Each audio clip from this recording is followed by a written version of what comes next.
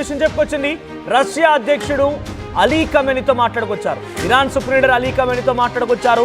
అమెరికాతో ఆయన సంప్రదింపులు జరిపి వెంటనే ఇటు అలీ ఖమేనీతో మాట్లాడిన నేపథ్యంలో నీ ప్రాణాలు ప్రమాదంలో ఉన్నాయి, నువ్వు కనుక ఇప్పుడు నెగోషియేషన్కి వెళ్ళకపోతే నీ ప్రాణాలే పోతాయన్నట్టుగా రష్యా అధ్యక్షుడు పుతిన్ అటు ఇరాన్ అధ్యక్షుడు అలీ ఖమేనీతో మాట్లాడి తెలుస్తోంది. ఈ నేపథ్యంలోనే ఉంటే ఒక్కసారిగా ఆయన అక్కడి నుంచి బంకర్లోకి వెళ్ళిపోయి ఇక్కడ చూడండి. Iran supreme leader Khamenei family, Khamenei in bunker in northeastern Tehran. Israel did not kill him Friday to give him a chance to heal. ఇవన్నీ కూడా చూస్తున్నారు కదా ఇంటర్నేషనల్ వార్తా కథనాలకు సంబంధించిన వార్తని మీకు ఆర్టీవీ చూపించే ప్రయత్నం చేస్తే చాలా పక్కా అథెంటిక్ ఇన్ఫర్మేషన్ని మీకు ఆర్టీవీ అందించే ప్రయత్నం చేస్తోంది. So Khamenei and his family hiding in a bunker north of Tehran, sources say. So ఇది వచ్చిన వార్త. So supreme leader Ali Khamenei బంకర్లో దాక్కున్నారట. భార్య పిల్లలతో కలిసి సేఫ్ జోన్కి బంకర్లోకి వెళ్ళిపోయారు ఆయన. ఏ క్షణమైనా ఇజ్రాయెల్ నాపై దాడి చేసే అవకాశం ఉంది, నన్ను చంపేసే అవకాశం ఉందని చెప్పి పసిగట్టిన ఆయన వెంటనే బంకర్లోకి వెళ్ళిపోయారు. తన ప్రాణాన్ని కాపాడుకునేందుకు బంకర్లో తలదాచుకుంటున్నారు. రష్యా అధ్యక్షుడి phone call Israel targets. Israel కూడా ఏం చెప్తోంది, ఆపరేషన్ రైజింగ్ లయన్, ఎట్టి పరిస్థితుల్లో ఊరుకోమిక, చావో రేవో తేల్చుకుంటాం, అలీ ఖమేనీ అంతు చూస్తామనే మాటని బహిరంగంగానే నెతన్యాహు మాట్లాడుతున్నారు. సో ఇవన్నీ విన్నటువంటి అలీ ఖమేనీ అచేతన స్థితిలో అధైర్య చెంతుడైపోయి చాలా ఇబ్బందులు పడుతూ ఆయన బంకర్లో దాక్కున్నారు. కారణం 250 మంది ఇప్పటికే ఇరాన్లో దుర్మరణం పాలయ్యారు. దాంట్లో 10 మంది ఆర్మీ చీఫ్, ఎయిర్ ఫోర్స్ చీఫ్తో సహా 10 మంది సైంటిస్టులు కూడా ఉన్నారు. ఇక మరి ముఖ్యంగా 10ల సంఖ్యలో వింగ్ కమాండర్ ఉన్నారు. ఆయనకు ముఖ్య సలహాదారుడున్నటువంటి అలీ షమ్ఖానీ కూడా మరణించారు. దీంతో ఏం చేయాలో దిక్కుతోచినటువంటి పరిస్థితుల్లో, అచేతనమైనటువంటి స్థితిలో ఇక ఆలోచన చెప్పుకునేవారు కాదు, కనీసం తనతో అనుమానాలను పంచుకునేవారు, ఆలోచన చేసేవారు, ఒక వ్యూహరచన చేసేవారు, తన స్థైర్యాన్ని ధైర్యాన్ని పెంచేవారు ఎవరూ కూడా లేరు. దీంతో ఏం చేయాలో దిక్కుతోచక ఇక ఆమె వెళ్ళిపోయి బంకర్లు తలదాచుకున్నారు. Iran army headquarters, nuclear plants అన్నింటి కూడా ఇజ్రాయెల్ టార్గెట్ చేసి దాడులు కొనసాగించింది. ఆయిల్ రిఫైనరీ ప్లాంట్స్ కు టార్గెట్ చేసింది. తెహరాన్, నటన్జా, తబ్రీజ్ ప్రాంతాల్లో దాడి చేసింది ఇజ్రాయెల్. సో ఈ నేపథ్యంలో ఇరాన్ పూర్తిగా అచేతనమైన స్థితిలో నెట్టవేయబడింది. ఆయిల్ రిఫైనరీ ప్లాంట్స్ ధ్వంసం చేయడంతో కనీసం ఎయిర్ ఫైటర్ జెట్స్ కోసం ఆయిల్ కూడా లేకుండా పోయింది. ఫైటర్ జెట్స్ని కూడా వినియోగించలేకపోతోంది. కొంత ప్రస్తుతానికి ఇరాన్ ప్రతిదాడి చేసే ప్రయత్నం చేస్తున్నప్పటికీ ఏ మాత్రం కూడా ఇజ్రాయెల్ని టచ్ చేయలేకపోతోంది, ఇజ్రాయెల్ని భేదించలేకపోతోంది. ఇజ్రాయెల్లో ఒక మారణ హోమాన్ని తాము ఆలోచించిన విధంగా, తాము ఆదేశించిన విధంగా ఏ మాత్రం కూడా సఫలీకృతం కాకపోవడంతో Iran supreme leader Ali Khamenei కొంత అచేతనలోకి వెళ్ళిపోయారు, అవస్థలోకి వెళ్ళిపోయారు. సో ప్రస్తుతానికి ఇజ్రాయెల్ మెరుపుదాడులకి భయపడిపోయి ఖమేనీ ఫ్యామిలీ టెహరాన్లోని అండర్ గ్రౌండ్లో తలదాచుకున్నట్టు తెలుస్తోంది. సో దానికి సంబంధించి అథెంటిక్ ఇన్ఫర్మేషన్ని మీకు గమనించే ప్రయత్నం చేస్తున్నాము.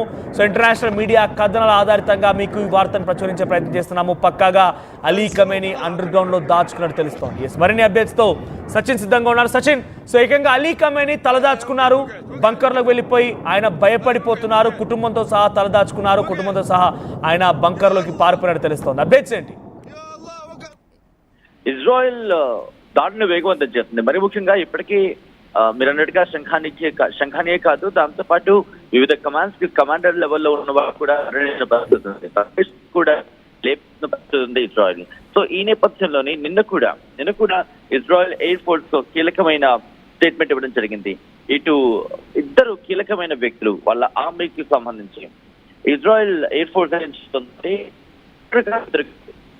వాళ్ళ ఇంటెలిజెన్స్ కి సంబంధించి కావచ్చు, లేకపోతే వాళ్ళ డిఫెన్స్ వ్యవస్థకి సంబంధించిన వాళ్ళు కావచ్చు, ఒక్కొక్కరిని కూడా ఇప్పుడు ఎలిమినేట్ చేస్తోంది. అంటే వాళ్ళ భాషలో చెప్పాలంటే అఫీషియల్ స్టేట్మెంట్ ఎలిమినేషన్ అంటే చెప్పడం వాళ్ళు చంపుతున్నారు.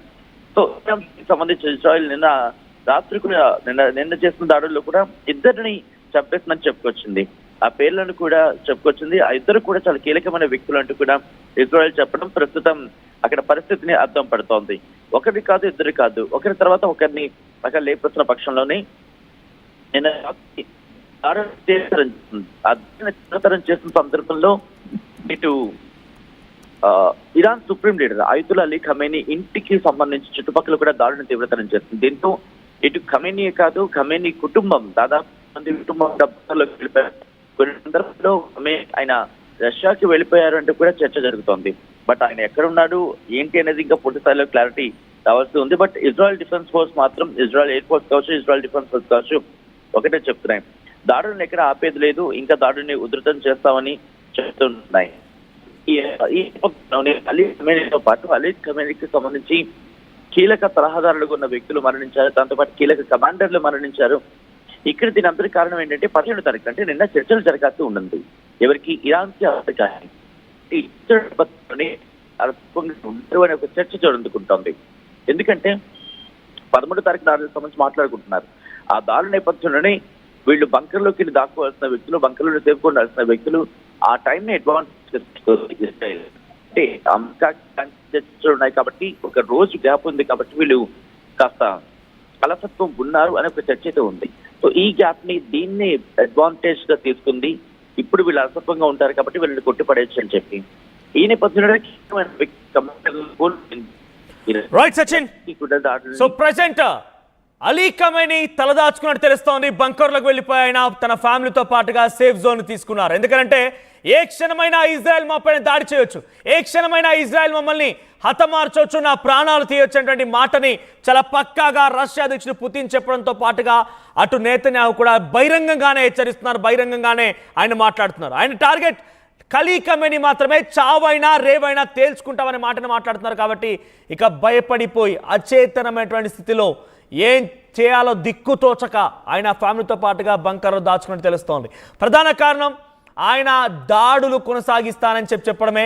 ఆపరేషన్ ట్రూ ప్రామిస్ 3 పేరుతో ఇజ్రాయెల్ పైన న్యూక్లియర్ బాంబుని ప్రదర్శిస్తాను, న్యూక్లియర్ బాంబుని ప్రయోగిస్తానని చెప్పడంతోనే ఈ దాడులకి ఇజ్రాయెల్ తెరలేపింది. చాలా పెద్ద ఎత్తున దాడులు చేసింది. సో చాలా మంది అధికారులు, ఉన్నతాధికారులు మరణించారు, ఆర్మీ పర్సన్స్ మరణించారు, ఆర్మీ చీఫ్ మరణించడం జరిగింది. సో ఈ దాడి ఇంతటి స్థాయిలో తీవ్రతరం కావడంతో ఏం చేయాలో తోచలేదు. ఈ నేపథ్యంలో ఆయన పారిపోయారన్నట్టుగా తెలుస్తోంది. ప్రస్తుతానికి ఇక ఇజ్రాయెలే కాదు, అమెరికా కూడా డైరెక్ట్ గా రంగంలో దిగే అవకాశం ఉంది. కారణం ఇజ్రాయెల్ అధ్యక్షుడు నెతన్యాహు ఏం చెప్తున్నారు? డొనాల్డ్ ట్రంప్ నే చంపడం కోసం అటువైపు నుంచి ప్రయత్నాలు జరుగుతున్నాయి. డొనాల్డ్ ట్రంప్ హత్య కుట్ర జరుగుతోంది, డొనాల్డ్ ట్రంప్ నే నెంబర్ 1 ఎనిమిగా భావిస్తోంది ఇరాన్ అనే మాటను చెప్తున్నారు. కాబట్టి డెఫినెట్ గా అంతటి స్థాయిలో మాటలు మాట్లాడిన తర్వాత అమెరికా చాలా చూస్తూ ఊరుకోరు. సో అమెరికా టార్గెట్ కూడా అలీ ఖమేనీ కాబోతున్నారు. సో ఇటు పక్షాల నుంచి అలీ ఖమేనీ టార్గెట్ కాబోతున్న నేపథ్యంలో అలీ ఖమేనీ పారిపోయినట్టు తెలుస్తోంది. సేఫ్ జోన్ లోకి బంకర్లోకి వెళ్ళిపోయాడు. ప్రస్తుతం ఇంటర్నేషనల్ వార్తా కథనాల్లో పెద్ద ఎత్తున ఈ వార్త చక్కర్లు కొడుతోంది. సో ఎక్కడ చూసినా అలీ ఖమేనీ పారిపోయిన వార్తలే ప్రధానంగా ఆకర్షణగా నిలిచాయి. ఇప్పుడు ఎటు చూసినా కూడా అలీ ఖమేనీ గురించి చర్చ జరుగుతోంది. అలీ ఖమేనీకి సంబంధించిన చాలా సన్నిహితులు, ముఖ్య అనుచరులు, ఆయన ప్రభుత్వంలో పనిచేసినటువంటి కీలకమైన అధికారులు మొత్తం కూడా ఇజ్రాయెల్ దాడిలో అంతమొందించి వారంతా కూడా మరణాన్ని చూశారు. కాబట్టి ఇప్పుడు అచేతమైన స్థితి అలీ ఖమేనీకి ఎదురైంది. సో మరి అలీ ఖమేనీ ఆయన బంకర్లోకి వెళ్ళిపోయి ఇంకా ఇజ్రాయెల్పై దాడికి తెరలేపుతారా, ఇంకా ఇజ్రాయెల్ పైన దాడి చేస్తారా? సో ఇజ్రాయెల్ ఏమంటోంది? ప్రతీకార దాడి అంటోంది. మీరు దాడి చేస్తే మేము చేస్తాం, మీరు సివిలియన్స్ టార్గెట్గా దాడులు చేస్తే మేము ఏకంగా అలీ ఖమేనీ టార్గెట్గా దాడులు చేస్తాం, మీరు దాడులు ఆపండి, నేను దాడులు ఆపుతానంటున్నారు. ప్రస్తుతానికి అలీ ఖమేనీ పారిపోయి బంకర్లో దాక్కున్నారు. మరి ఇరాన్ ఆర్మీ అయినా ఈ దాడులను ఆపుతుందా, ఇంకా క్షిపణులు ఇజ్రాయెల్ వైపుగా పంపించడం ఆపేస్తుందా చూడాల్సిన అవసరం అయితే. నిజంగా జరిగితే కనుక ఈరోజు జరిగినటువంటి కెనడా G7 సమిట్లో ఈ యొక్క యుద్ధానికి ముగింపు పరికే అవకాశం ఉంది. యుద్ధానికి కొంత ఫుల్ స్టాప్ పెట్టే అవకాశం ఉంది, తాత్కాలికంగా విరమణ తీసుకునే అవకాశం ఉంది. చూద్దాం మరి ఏం జరుగుద్దో.